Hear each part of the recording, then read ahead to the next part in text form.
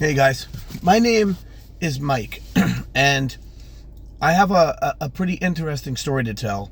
That I really hope will, and I believe that it will. It'll help a lot of people. That's my goal. I was diagnosed with what's called focal dystonia back in 2004. I had been playing guitar since probably like 1993.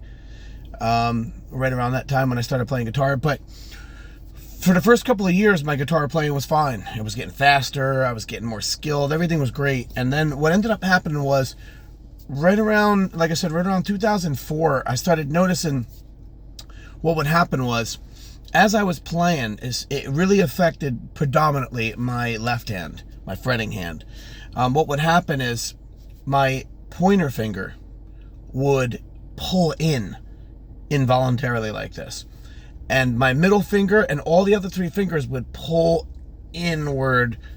Yeah, now I've seen a lot of other people with focal dystonia, and I listened to their story, and they like Victor Wooten, for example, they curl in. Mine didn't curl in, they pulled to the side. So basically what I would end is my pointer finger would pull in, and then my thumb would pull in like this, and these three fingers would pull into the side, and I would be left with something like that kind of thing. And my whole hand would just lock up like that. And what really made it frustrating is because for the longest time, I thought that it was just because I needed to practice more and I need to kind of stretch and relax, and I thought it was something that I could work through, that I could practice through, whatever. But I noticed that what started to happen is the more that I was playing, the more I was practicing, the more I would try to bully my way through, the more it would just tighten up. And it was, excuse me, it was unbelievably frustrating. And so I finally got to the point where I put the guitar down and I stopped playing for, I don't know, maybe about 2 weeks or so. I figured maybe if I give myself a break, so that would kind of remedy the situation. And after I picked up the guitar after 2 weeks, I started playing it. It made not even a shred of difference. It just picked right up where I'd left off. So that's when I started to become genuinely concerned as to what could be going on here. So I made an appointment with an orthopedic hand surgeon. Went to the doctor. He did a full battery of testing, scans and this and that and this and that and everything. And I was pretty confident that, the doctor would find what's going on. I thought it was like something with my hand or something. Came back with the test results and his assessment, and basically said that there was nothing wrong. He didn't see anything wrong. And so I kind of walked out of the office, not really too impressed with him. Now I know now it wasn't his fault. There wasn't anything wrong, and that's why he didn't find anything. So then I walked out falsely, accusing him of being a quack, basically. I left. I made an appointment with a second orthopedic hand surgeon. I brought the same scans, the scans that had just been done, to get a second opinion. And when I got the second doctor's opinion, it was the exact same thing. He didn't see a single thing wrong. There's nothing wrong. And then I started to get a little bit concerned now. There's two different doctors that are telling me that there's nothing wrong, but I clearly can see that there is a problem. And I even showed one of the second doctor. I'm like, look, and I was showing him, because I actually brought my guitar to the second. I forgot to mention that I brought my guitar to the second visit, and was playing and showing the doctor, and his reaction was, wow, I see exactly what you're talking about, but I don't know why your arm or your fingers would be doing that, because I don't see anything wrong that would make them start doing this. So when I left, I took my guitar and I left a second consultation and with an orthopedic hand surgeon, and I was really concerned. There's clearly an issue going on, and hand specialists can't seem to remedy the situation. So I made an appointment with a third orthopedic hand surgeon, but this particular doctor it took a long time to get in and make an appointment, because he's a very well-respected doctor. It's like one of the best in New Jersey. So I took my time. I had to wait, I think it was 6 months before I could get an appointment to go in and see him. It was a long time. I finally get in to go see him, and he comes and he does a whole spiel of tests and all knew this and knew that and everything. And he comes out and he sits down and he says, "Mike, listen, I have some good news and some bad news for you. Bad news, well, good. The good news is I think I know what you have. You have what's called focal dystonia. And the reason why the other two doctors weren't able to diagnose it is because it's very rare." And he goes, even in my career, I've only seen maybe, he said one case like every 5 years will come through here or something. It's very rare. He said, I don't see it that much. And in his whole entire career, he's only seen a few. And I was like, well, what's the bad news? He said, well, the bad news is that it's incurable. It's not something that you're going to be able to get rid of, and most likely it will progress at the same time. And I just couldn't believe. I can't even describe to you if you have never been in that situation, because my playing to me was everything. I loved my playing, my guitars. I loved, collecting my basses and my guitars. I play bass and guitar. And, it was everything to me. Like literally it was like my whole entire, my whole world. Because I didn't have kids at the time. I was young, and my guitars were my babies, and all my guitars and my basses were my family, and that's what I loved to do.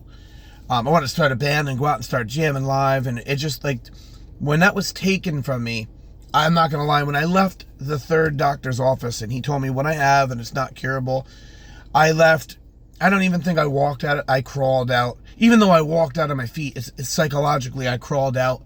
And I remember the drive home just being like, driving home, just, I was in a bad place psychologically and thinking a lot of bad thoughts. But so I came home, I sold a lot of my really awesome gear. I had a lot of nice basses, a lot of nice guitars. I sold a lot of my stuff. Because, just really upset, just thinking I don't want to look at them if I can't play them. So I started selling everything off. I lost a lot of money worth of stuff, because you don't get what you pay for things. So I sold everything off. And then I just kind of for, I think it was a few years, I don't know exactly how many years, but it was maybe 2-3 years that I didn't jam at all. Because of my mind, I put it out. I had to try to block it out. And fell into a really deep depression, very deep depression. I drank a lot of Jack Daniels for a lot of years and was just in a miserable, miserable place. And what ended up happening was, I don't know exactly how I came across it, but I came across an article in a magazine. I don't remember where I was. I think I was somewhere and I saw a magazine article. And it was in regard to Michael J. Fox and his Parkinson's disease. And so I'm reading through and everything, and there was just something that Michael J. Fox said in that article that made a spark in my head, sparked a thought, and I was never the same after I read this. So he said in this particular article that he is an avid ice skater. He likes playing ice hockey and on the ice, and he mentioned that his Parkinson's symptoms seem to dissipate and almost disappear sometimes when he's out there doing his ice hockey. And when I read, as soon as he said that, in the back of my mind, I said to myself, you know what? If you can do something, you can undo something. I always had this weird thought in the back of my mind for years when the third doctor told me that it was incurable. I just couldn't understand. It wasn't like that when I started.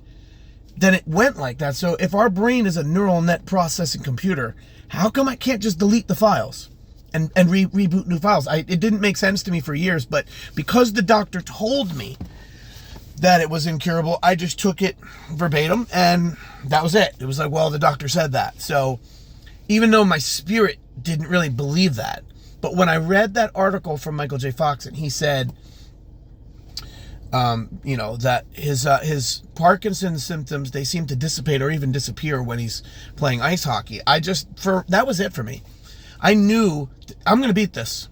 I don't care what anyone says, I don't care what the deal is. So I went out, bought myself, another bass, and I guess when I had a brand new bass. Now I didn't spend a lot of money on it because it wasn't about, high quality instrument. It was I had to try to soul search and figure out like what exactly is going on with this. So what I started doing when I first got my bass back, so now we're talking 4, 5, 6, 7, right around 2007, 2008. I hadn't jammed for a couple of years. I got this new bass now, and what I started to do was I actually would hold my bass and without even playing it. I just wanted to go inside my head and actually see what in the world is even happening in the first place. So I held it, and I noticed right away before I even tried to play it, it was just about holding it. And I would sit, because I'm actually pretty good with meditation. I've always been a really deep meditator. I'm able to go inside and kind of like just like control my heartbeat. I've always been able to do that even since I was younger. I could take deep breaths and slow down my heart rate and blah blah blah.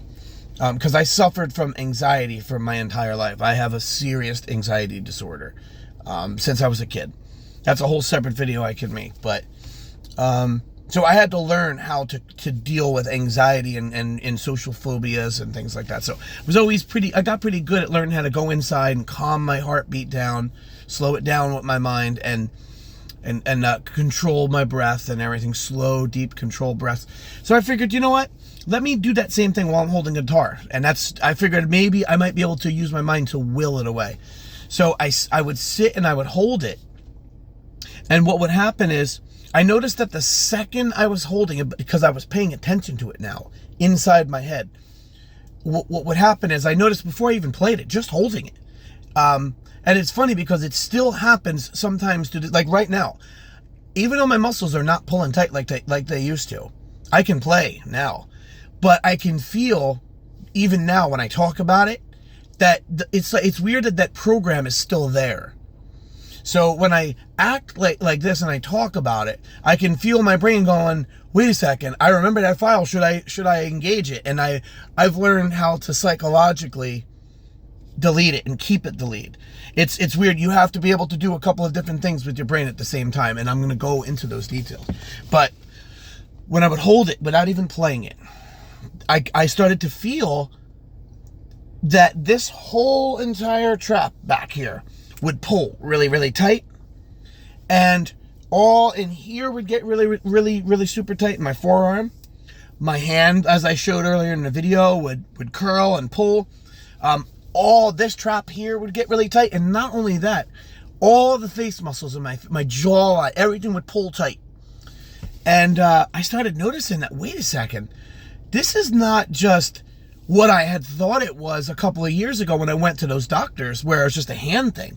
This is a full body thing. This leg, my left leg, would tense up and pull. It was my entire body. It was like I was in a massive body dystonia. And I was like, I couldn't believe the extent of it, how deep that it really went. And I've always been a believer, always, ever since I was young, in the saying, the body follows the mind. So I knew instinctively, just by, my little bit of meditation information that I knew about trying to deal with my own anxiety issues for years and years and years, ever since I was a kid, and then sayings like that, the body follows the mind. It made sense to me that my body is not the one who's making the decision to do this. Something else is making the decision to do this. So I have to be able to go in and find where it is and delete it and reboot another program. There's no doubt in my mind. I knew I could do it. I just didn't know how to do it. That's where it got a little tricky for me. So it took me a lot of years of soul searching and going in and feeling, but eventually what I started to do was hold the guitar, and before I even learned how to play, I would sit there and I would use the power of my head and my brain to feel every single muscle in my body, and I would feel it pulling. I felt where all the tenseness was. So what I would do is just hold the guitar and go back into a completely normal position without playing, and just focus on every single muscle in my body. It takes a long time. I'm not going to sit here and tell you that you're just going to just will it away. You didn't get into this situation overnight, and you're not going to just conquer the mind and get out of it in a few days, or, I've been battling this for years. I'm going to say it's 2025 right now. I've been battling it for years. I'm 99% better now. There's almost nothing I can't play anymore. Sometimes the extremely fast, like Ingve type shredding, I have to really, really, really, really use a lot of brain power to like focus on relaxation, because I can feel my body still wants to do it. But as long as I focus hard and relax the muscles and focus on the calmness of it, and I'm going to get to, there's another factor, because this is not just about physical, just relax it and you're fine. It's a psychological thing. So it's about how you feel while you're doing it. I've noticed that because I started working on a lot of different meditation techniques, where for years, again with my anxiety, long before the dystonia, I would sit, and what I would do is I would purposefully bring really, really scary thoughts in my head, or scary, whatever.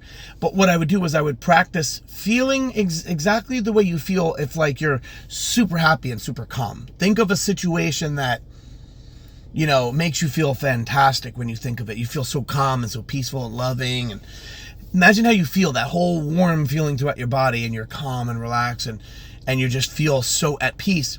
Master that feeling, and then learn to almost upload that to any negative thought that you're thinking. So I would spend years just meditating with that concept. I would purposely go in quiet meditation and invite some scary thoughts into my head, or real life situations where I was like traumatized. I would go into those places in my mind, but the difference is I was attaching that loving, warming feeling to it. And your brain is confused. It just doesn't know what to do. Because the last time I remember thinking about that or experiencing that, this was the emotion we attached to it. And I think that it takes time before you can master that in your head, where you can actually learn to delete the emotions that you attach to things and reattach the emotion you want to attach to it. So I've gotten good over many years now of thinking whatever I want in a controlled space to come through, but the emotion that I attach to it is always exactly the same. It's just a calm, chill, relax. And my brain still does try to fight me. It does want to go back in the other direction. I can always feel that it's there. I don't know if I ever will truly delete the file, I guess is what I'm getting at. I think, I get the impression, at least for me, I can't speak for everybody, that once you put certain files, it's like they say in the web, once you put something out on the internet, it's always out there in cyberspace somewhere. I think once we put the file there, it's always there, but you could just make it obsolete, if that makes sense. You can learn to make it obsolete, and then it's like a background program that's just there, but you can't truly delete it, but you can shut it down and just leave it obsolete in the back there, Your brain always wants to know, just in case, if I have to pull that file, I'll pull the file. And you're like, no, brother, you don't have to pull the file. Let it sit back there in the spam, back there. So, like I said, it's a this dystonia is all psychological. It's 100% psychological. I always, I just don't understand why more people have not, especially experts, have not come out and given more of this information, because everything is always about the basal ganglia, and that's just that's the after effect of it. That's the physiology of what's happening, but that's not the problem. That's the result of the problem. The basal ganglia, and all the nerves fusing together and blah blah blah blah blah. Yeah, that's the result of the problem. The problem is your psychological and emotional response to playing your guitar. And I promise you, it didn't start with the guitar. That's where it seemed to end for us musicians, because that's when the problem became so noticeable you couldn't ignore it anymore. But I guarantee you, it was starting long before that, because the more I've analyzed it, I had dystonia of my face for decades before. I've noticed certain words that I would, when I would talk to people in conversations for decades before, I would certain words I would slur, or certain things I couldn't say. Like, I'll give you a prime example, and I'll show you the difference. I can say all these right now. The words all these. If you're saying, oh, I need all these, or all of these, whatever. But for decades before, I would say all these. And the reason why I didn't do it on purpose, my muscles in my face were pulled so tight that I would slur certain words. I never knew at the time. Never knew it. So I was having dystonia of my face when I would be speaking with people in public affairs, where I would be talking, even just something as simple as just, ordering a pizza at my house in front of people. The minute I knew I had to get on the phone, I would go into this dystonia lock in my face. And I think that these, that these dystonia, like these dystonic movements, they didn't just happen overnight. It was a psychological retraining. And the more that you feed the brain, these negative emotions of fear, and the more that the brain gets flooded with fear chemicals, I think it's pretty wonderful. I've deleted all of the anger and nervousness about the situation, and actually have since, over many years now, become fascinated that my brain, just like many other brains out there, is so freaking advanced that it was able to pick up on the emotional cues and almost look at this guitar as a threat. And it's the way you feel when you think about that instrument. It's the way you feel when you play that instrument. How are you thinking and feeling? And your brain basically gets to a point where it says, all right, well, if you're not going to get rid of this threat, because clearly you feel it's a threat, then I will get rid of that threat for you. I will stop you from playing it, and I'll make it go away. I'll do the heavy lifting for you and make the threat go away. And I've just become fascinated with the fact that our brain could even do something so complex. So, like I said, I have many different techniques of what I've been working on for years now. And the thing was, I've had a lot of other very, very spiritual encounters, which I won't go into the details about a lot of that stuff, but I for a long time, I wanted to maybe, my goal was to maybe try to set up some kind of a program or something like that, where like I could become a teacher, and then people will come take my classes, and I could see if I could possibly make money from helping other people. They'll pay me, and I'll come retrain and blah blah blah blah blah. But no, not at all. Like I've gotten to the point, like I said, I've had a lot of very spiritual situations that have happened in my life, and I recognize now clearly that certain things that we go through are not meant to be capitalized on. You weren't given certain things and given the ability and the knowledge to overcome certain things at the same time, to go through it and overcome it, because the universe or God wanted you to profit from it. And I'm ashamed that I felt that, and now I know that I'm asked to bring my knowledge and help people, because that's the right thing to do. That's it. It's not a profit thing. It's not in any way to become rich and famous or anything like that. It's just as simply, as quietly as you can. Now, I know I say quietly because I'm on YouTube, but the thing is, how are you going to reach people, if you don't reach out?